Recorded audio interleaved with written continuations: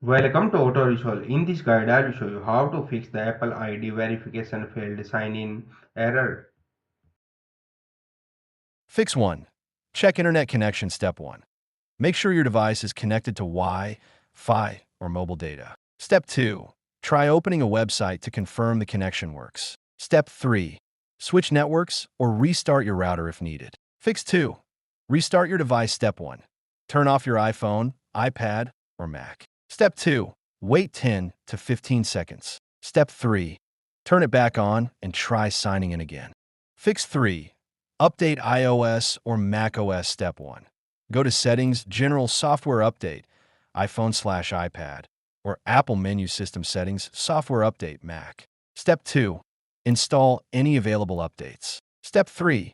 Restart your device and sign in. Fix 4. Check Apple ID and password. Step 1. Go to Appleed, Apple.com. Step 2. Sign in with your Apple ID to make sure credentials are correct. Step 3. Reset your password if needed and try again.